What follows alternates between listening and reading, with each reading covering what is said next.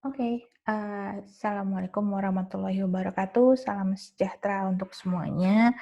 Saya Yuni dari Divisi Fisiologi Departemen Ilmu Kedokteran Dasar 2020 ya, akan berusaha berdiskusi bersama teman-teman di program Magister Ilmu Kedokteran Dasar mengenai bagaimana hubungan antara atau apa cerita tentang hubungan antara exercise atau olahraga dengan kondisi hematologis, baik itu di sel darah merah dan sel darah putih.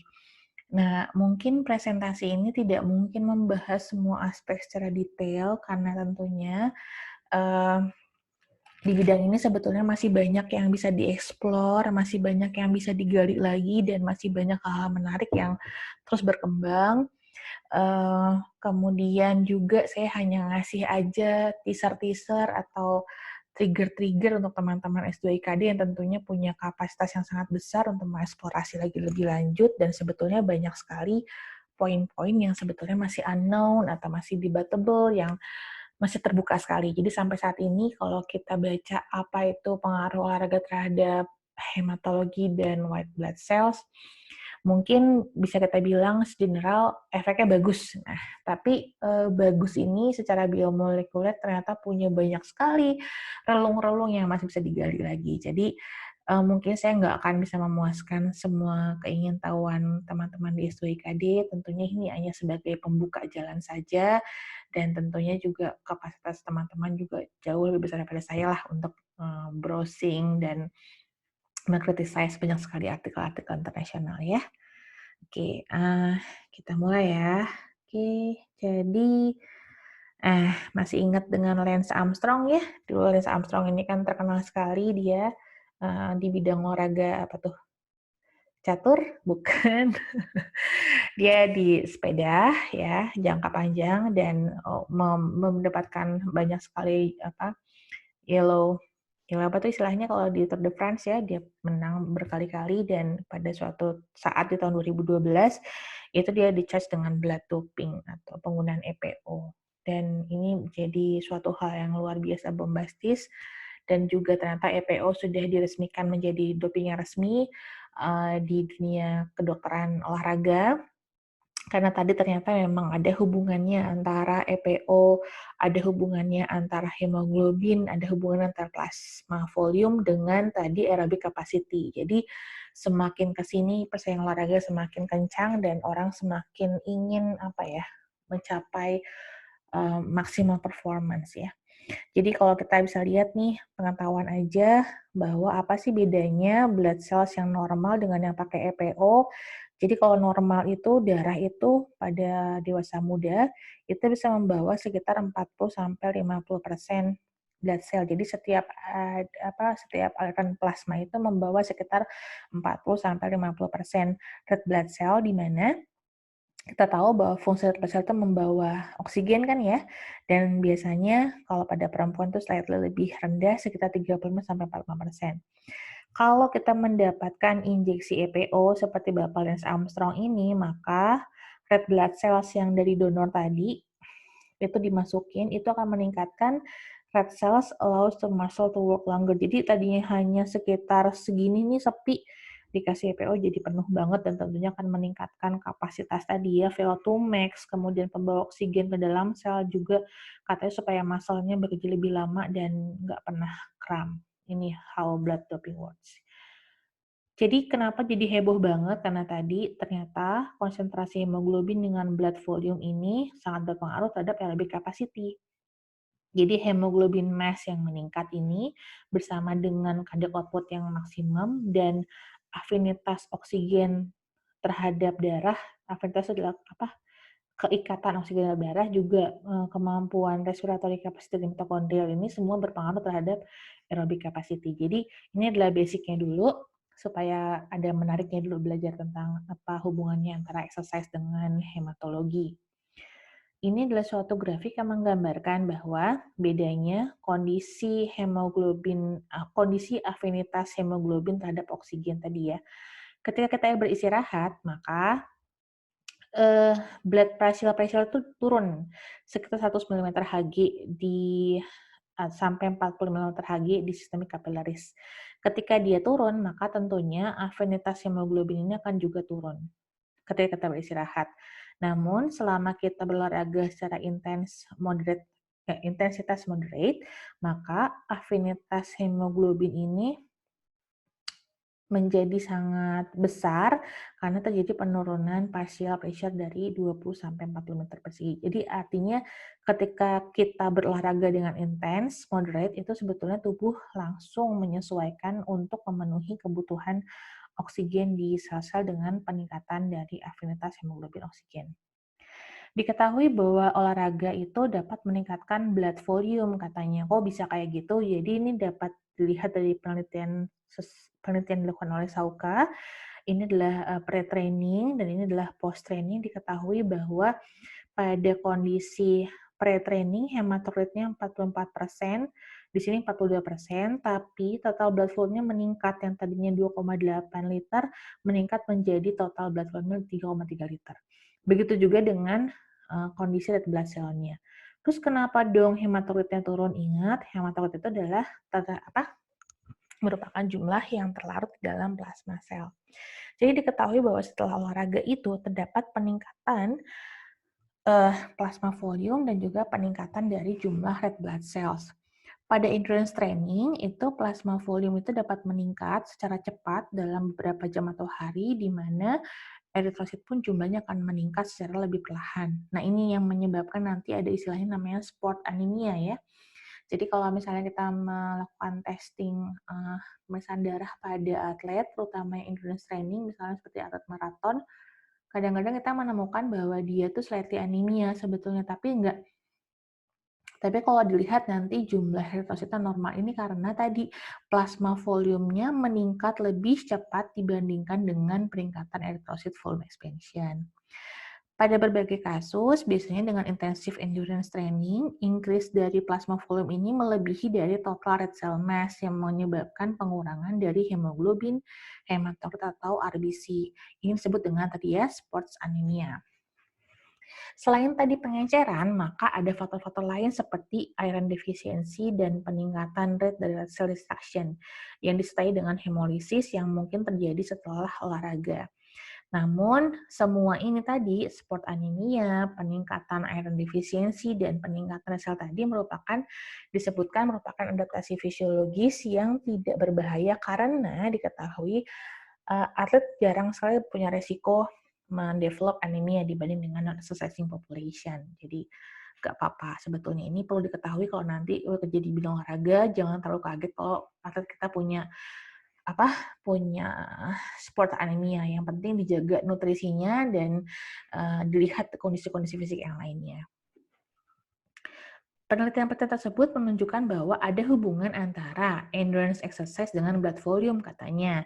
Terdapat hubungan peningkatan blood volume dengan physical activity yang awalnya dilaporkan pada lansia-lansia yang berumur lebih dari 60 tahun, di mana terdapat peningkatan sekitar 90, yang tadinya 90 ml per kilogram menjadi 92 ml per kilogram. Ini dilakukan penelitian ini pada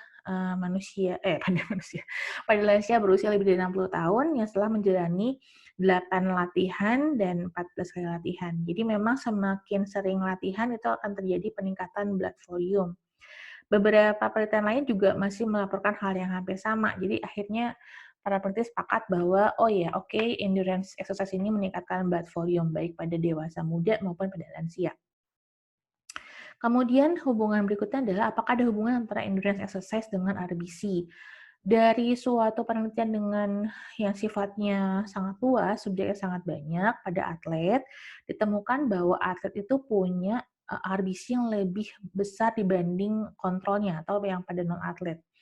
Peningkatan retikulositosis dapat terjadi segera setelah latihan aerobik atau strength training. Nah, namun kemudian nanti berikutnya terdapat metode adaptasi sehingga ditemukan bahwa atlet elit ya, level elit tadi mendapatkan approximately 35% total HB mass dan blood volume yang lebih tinggi dibanding normal population gitu. Jadi memang ada hubungannya tadi antara olahraga dengan blood volume dan ada hubungannya antara olahraga dengan RBC jumlahnya dan terutama pada endurance exercise. Gimana dengan strength training? Kan kita selalu ingat kalau olahraga itu ada seperti dua golongan besar ya. Ada yang golongan olahraga endurance atau aerobik, ada yang golongan olahraga strength training. Ada nggak hubungannya antara strength training dengan blood volume? Katanya strength training ditemukan meningkatkan retikulosit, di mana atlet-atlet dengan spesifikasi strength training ini mempunyai hemoglobin, hematokrit, dan RBC yang lebih uh, sorry punya lebih tinggi dibanding malah endurance atlet. Tapi penelitian ini sebetulnya ditentang sama penelitian yang lain bahwa ini sebenarnya nggak terlalu signifikan perbedaannya. Nah, penelitian dilakukan oleh McCarthy melaporkan bahwa 12 minggu latihan strength training pada sedentary young and middle age men itu katanya dapat meningkatkan erythrocyte volume dan blood volume. Tapi peningkatan plasma volumenya nggak statistically signifikan. Hal ini menunjukkan bahwa ekspansi dari plasma volume setelah latihan olahraga mungkin lebih rendah dibanding endurance training, tapi strength training may directly increase the number of blood erythrocyte. Gitu. Sampai slide ini pasti udah mulai nanya-nanya, ini gimana mekanismenya. Terus terang sampai sekarang belum ada yang tahu pasti, tapi ada beberapa teori yang mendasari. Nah, terus hubungannya gimana sama gender sama age? Ada nggak sih perbedaan efek olahraga terhadap hematologi lihat dari gender dan usia? Oke, katanya ditemukan bahwa baik pada perempuan dan laki-laki itu memiliki efek yang sama antara adaptasi retrosit terhadap aerobic training. Ya, jadi mau di perempuan, mau di laki-laki, itu biasanya efek aerobic training atau endurance training itu sama, ada peningkatan dari blood volume dan erythrocyte volume. Nah, sementara kalau misalnya pada strength training, ini dikatakan bahwa peningkatan eritropoiesis ini ditemukan lebih terutama pada yang dewasa muda dan usia menengah, sementara beberapa paper sebelumnya mengatakan katanya nggak ada efek pada yang subjek. Jadi nanti ini juga masih jadi bahan eksplorasi nih, bahwa sampai saat ini masih debatable. Kemudian ada nggak sih adaptasi dari sistem atrasi tadi terhadap strength training yang dipengaruhi oleh model latihannya, intensitasnya, frekuensinya? Ini juga masih diteliti. Jadi maksudnya nggak cuma sekarang exercise terhadap hematologi aja, tapi sekarang pertanyaannya olahraga yang mana, tipe yang mana, berapa lama, itu masing-masing harus diteliti dengan efeknya bagaimana terhadap hematologi. Nah, ternyata usia ada pengaruhnya nih terhadap adaptasi eritrosit selama strength training. Penelitian dilakukan oleh Morey and Cobb itu mendemonstrasikan bahwa nggak ada perubahan dari hemoglobin dan hematokrit setelah strength training selama 12 minggu. Itu 1 minggunya 5 exercise, 3 set dari 80% one repetition mode pada healthy older subject. Nah, kemudian juga, jadi intinya gini, gue jadi ngomongnya belibet ya. Intinya adalah ternyata umur itu berpengaruh, di mana umur strength training pada lansia itu katanya tidak berpengaruh secara langsung terhadap hemoglobin dan hematokrit, mungkin karena ada efek-efek yang lain dari tadi penuaan tadi.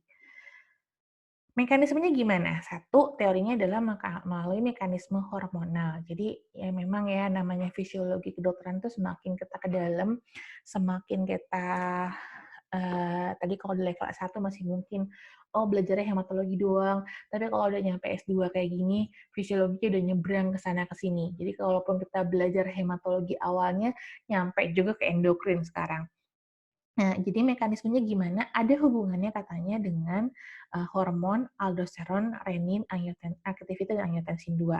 Jadi, olahraga ini menginduksi higher plasma volume pada endurance athlete melalui peningkatan renal sodium air absorption melalui peningkatan dari aldosteron. Ini gimana caranya? Ini juga belum banyak diketahui. Kemudian yang mekanisme kedua adalah, mungkin melalui peningkatan aktivitas bone marrow. Apakah olahraga meningkatkan atau memodulasi aktivitas dari bone marrow? Ternyata katanya betul memang ada. Dilihat dari gimana cara menelitinya. Jadi ada suatu orang peneliti, itu Kaldemeyer dan teman-teman, itu meneliti melalui setelah olahraga, itu si bone marrow-nya di MRI. Parah, keren banget ya penelitiannya. Untuk melihat apakah olahraga dapat menstimulasi eritropoiesis melalui hiperplasia dari hematopoietic bone marrow pada olahraga endurance. Ternyata iya, bone marrow-nya itu dapat teraktivasi pada atlet yang dengan olahraga endurance. Mekanisme yang ketiga katanya melalui pendekatan 3 faktor ini. Jadi ada general factors, ada maturation factors, ada hemoglobin maturation. Ini tuh apa? Jadi ini sebenarnya kalau misalnya teman-teman mau ngadain penelitian mengenai efek suatu olahraga terhadap misalnya hematopoiesis, maka ada 3 faktor utama nih yang perlu kita pertimbangkan yang mungkin mempengaruhi, yaitu yang pertama faktor umum. Itu terbagi menjadi eritropoietin, hormon thyroxine, hematopoietic growth factor itu ada interleukin 3, jangan lupa interleukin 6, interleukin 11. Nah, ini yang menarik nanti ini interleukin 11 itu adanya di osteoblast. Jadi nanti kalau misalnya ada yang nanya, kalau lansia misalnya dengan osteoporosis, lalu ingin diberikan terapi melalui olahraga, melalui apa? Mungkin nggak olahraga meningkatkan hemoglobin pada lansia dengan olahraga osteoporosis? Jawabannya mungkin, karena tadi mungkin exercise dapat mempengaruhi interleukin 11, osteoblast sebagai hematopoietic growth factors. Kemudian ada juga pengaruh vitamin B, C, D, E, lalu itu adalah nutritional factors. Factors yang berikutnya adalah maturation factor. Jangan lupa nih, ada vitamin B12, ada intrinsic factor, ada folic acid. Kemudian ada hemoglobin maturation, iron, nickel, cobalt. Nah, ini sebetulnya adalah tiga kelompok gede yang paling mungkin berpengaruh terhadap hematopoiesis pada manusia normal. Eritropoietin ini ngingetin aja sebetulnya ini ya, tadi ya, sebenarnya banyak sekali levelnya. Dimulainya, kapan sih eritropoietin itu dimulai? Yang pertama harus ada stimulusnya dulu. Stimulusnya itu apa? Hypoxia due to a decrease RBC count, decrease availability of oxygen to blood, dan decrease dari atau peningkatan tissue demand. Nah, sebetulnya dari sini pun kata kuncinya udah ketemu nih. Kenapa sih olahraga endurance itu dapat menstimulus eritropoietin? Karena tadi kita berolahraga terdapat peningkatan demand oksigen yang dideteksi oleh sel dan bone marrow. Dan juga terdapat penurunan availabilitas oksigen, sehingga orang tuh kan kalau olahraga bernafas lebih cepat ya. Nah, ini menggambarkan keadaan seperti transient hypoxia di sel. Ini akan menstimulasi erythropoietin mechanism yang nantinya akan berpengaruh terus, nanti dia masuk ke ginjal, menstimulasi eritropoietin pada bone marrow, lalu dia mengenhance erythropoiesis melalui rilis dari RBC, dan akhirnya RBC-nya meningkat, akan meningkatkan oxygen carrying ability of blood. Bayangin kalau orangnya rebahan mulu, nonton TikTok mulu, ya nggak akan ada tuh si peningkatan stimulus oksigen atau penurunan availabilitas oksigen tuh nggak ada. Jadi memang eritropoietin akhirnya nggak bekerja gitu. Jadi kalau misalnya kamu rebahan, badanku kayak sehat, hati-hati bro gitu. Oke, jadi kemana-mana. Ya, ini ngingetin aja bahwa ini sebetulnya mekanisme eritropoietin yang mungkin dipengaruhi juga oleh exercise. Jadi ini sekarang katanya penelitian udah mulai bergerak bahwa ada nggak sih pengaruh exercise terhadap hematopoietic microenvironment. Contohnya adalah melalui sinyal dari osteoblast yang dapat dipengaruhi melalui modulate HSG proliferation. Ini adalah yang paling baru-baru deh. Kalau sekarang tuh lagi senang-senangnya orang ngomongin tentang osteoblast setelah 20 minggu strength training. Jadi ini adalah contoh-contoh penelitian yang bisa kalian gali banget karena masih banyak lagi bahannya. Nah, ada lagi yang menarik nih. Katanya tadi si bone marrow adiposit ini katanya merupakan negatif regulator. Jadi kalau tadi itu baru positif regulator. Sekarang ternyata ada lagi negatif regulator. Itu juga belum diteliti, masih banyak banget. Jadi katanya olahraga itu nggak cuma meningkatkan bone formation dan diferensiasi osteoblast, tapi juga menghambat adipogenic differentiation. Jadi artinya kalau olahraga dapat mempengaruhi penghambatan atau inhibisi adipogenik, ini juga akan secara tidak langsung meningkatkan erythropoietin. Jadi katanya ini semua nih sebenarnya yang artinya membuktikan bahwa olahraga itu bisa berpengaruh terhadap hematopoietik. Jadi kalau ada orang awam nanya, olahraga ini mungkin nggak sih ada pengaruhnya bagus pada erythropoietin? Jawabannya yes. Mekanismenya apa aja tadi saya sudah sebutkan, tapi tadi baik lagi, mekanisme pastinya masih belum ada dan kayaknya ini adalah kesempatan buat kalian itu bentang luas untuk eksplorasinya. Ya, oke. Sekarang tadi kita ngomongin erythropoietin, sekarang kita ngomongin ke white blood cells. Nah, ini lebih menarik lagi nih white blood cell, karena kalau omongannya tentang white blood cell, menjurus-jurusnya jadinya nanti ke imun ya, apalagi sekarang lagi masa pandemi COVID nih, pasti pertanyaannya, kalau pandemi COVID gini itu olahraga nggak ya? Gitu kan ada yang bilang katanya kita harus meningkatkan daya tahan tubuh, selama masa pandemi dengan cara makan makanan yang bergizi, kemudian berolahraga dan istirahat yang cukup. Pertanyaannya biasanya adalah kalau awalnya nggak pernah olahraga nih, pas masa pandemi gini kita olahraga apa nggak usah? Gitu. Pertanyaannya adalah, olahraga ini bikin sakit atau bikin sehat? Gitu, pada orang-orang yang sedenter. Atau kebalikannya nih, misalnya kita punya klien yang atlet gitu. Yang atlet kan kalian tahu semua bahwa harus memaintain exercise-nya untuk mencapai suatu puncak. Ternyata sekarang banyak banget event-event olahraga yang dimundurin kan, karena secara masa pandemi ini. Sementara dia udah punya program latihan yang sangat jelas, tuh gimana? Memaintain-nya gimana nih sekarang? Dan jangan sampai atlet kita diberikan porsi latihan yang malah mengganggu imun sistemnya. Oke, Matsuo dan teman-teman ini melakukan suatu penelitian pada hewan yang melaporkan bahwa olahraga resistance, tahu kan resistance training kan? Resistance training itu yang simpel-simpel kayak plank gitu, secara long term itu katanya lebih efektif daripada aerobic exercise dalam meningkatkan L1 dan blood volume. Nah, ini ya, ternyata ini ada hubungannya juga sama tadi, fatty acid infiltration. Kok ngebahasnya BBC, Dok? Nanti tunggu bentar habis ini ya. Nah, sekarang nih kita bahas nih sekarang. Ini yang ketemuan yang panjangnya nih sebetulnya. Jadi, pada olahraga intensitas sedang dan intensitas tinggi ini yang terjadi. Intensitas sedang itu akan meningkatkan fungsi neutrofil, meningkatkan naif T cell, lalu NK cell-nya mungkin naik atau mungkin so-so, temperanya turun, track-nya naik. Sementara pada yang intensitas tinggi nih, neutrophil function-nya turun, track-nya naik, NK cell-nya mungkin masih berpengaruh, temperanya naik, naif T cell-nya turun. Dari grafik ini nih, artinya apa? Artinya bahwa olahraga intensitas sedang ternyata punya efek yang menguntungkan untuk peningkatan sistem imun tubuh dibanding olahraga intensitas tinggi. Kenapa nih? Nih ditemuin bahwa olahraga aerobik itu dapat mempromot perubahan dari imun respon terhadap leukosit, limfosit, subpopulasi limfosit, interleukin, dan seterusnya. Ini terutama untuk olahraga yang cardiorespiratory physical training katanya. Ini pertanyaan udah sahih banget deh. Pokoknya kalau olahraga itu bisa mempromot perubahan imun respon terutama pada olahraga yang cardiorespiratory physical training. Kalau akut gimana? Katanya kalau akut studies dengan intensitas segini, 60% daripada VO2 max selama 45-60 menit, itu tidak menyebabkan perubahan pada CD4 limfosit. Artinya apa? Artinya aman nih olahraga selama dia intensitasnya hanya intensitas sedang.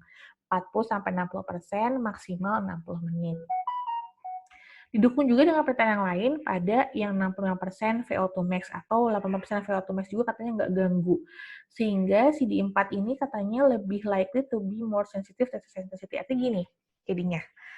Uh, efek olahraga terhadap white blood cell ini jelas banget, tapi sangat sekali dipengaruhi intensitas.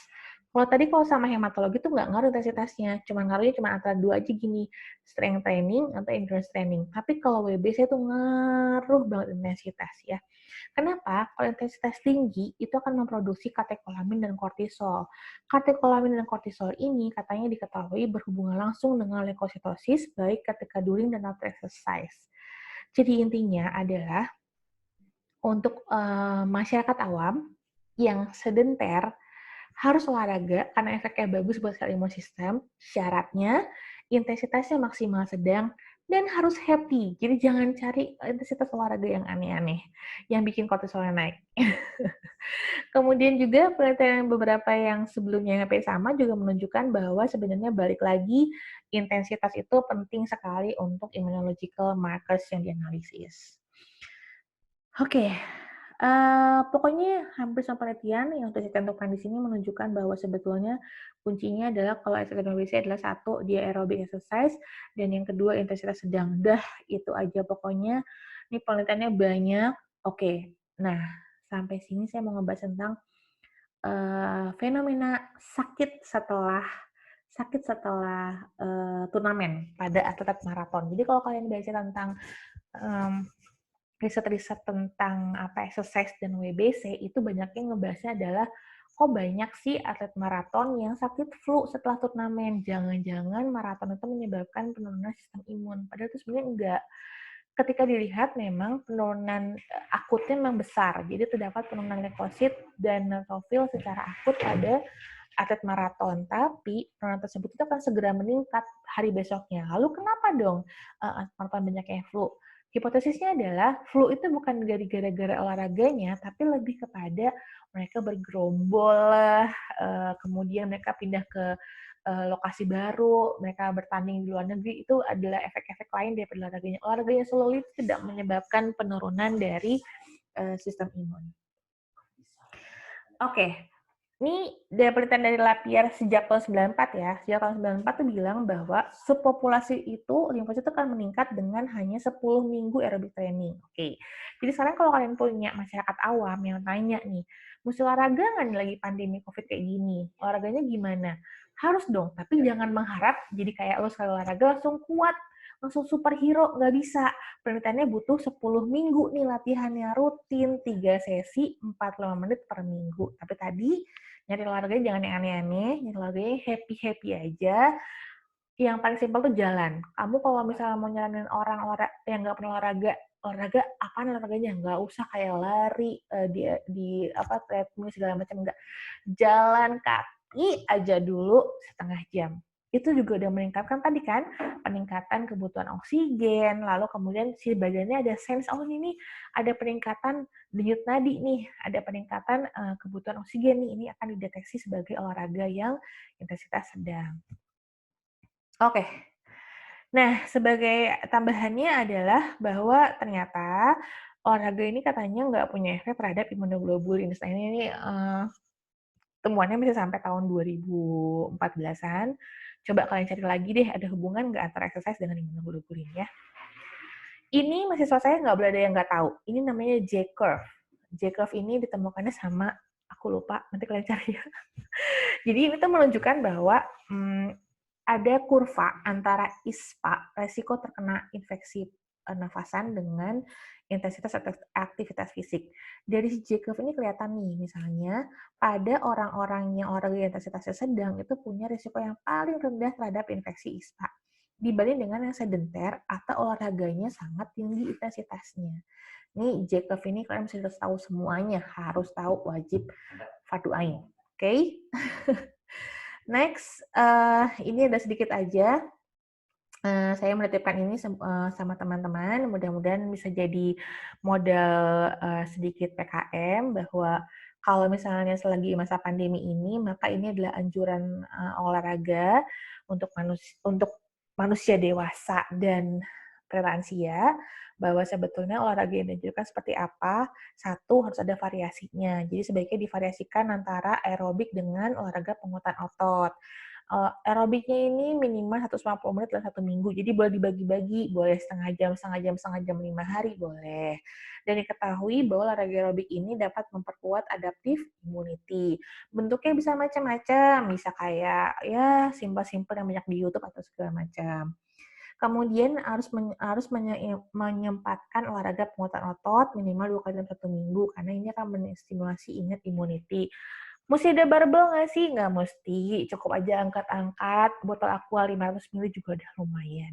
Dan yang paling penting adalah harus recovery, karena ketika recovery sebetulnya semua di-recycle ulang, semua yang dipakai itu akan di-replace lagi. Oke, gitu aja. Mudah-mudahan jadi inspirasi nggak ya? Saya harap jadi inspirasi buat kalian semua, minimal buat pengetahuan pribadi mengenai efek olahraga. Harapannya sih kalian baca lagi habis ini, karena pasti penjelasan saya ini nggak jelas. Jadi mestinya setelah ini kayak, pengen baca lagi nih, dokter gini kayaknya nggak oke. Nggak baca lagi, mohon maaf kalau ada salah-salah kata, saya nggak kasih tugas ya. Oke, have a happy day. Thank you. Assalamualaikum warahmatullahi wabarakatuh.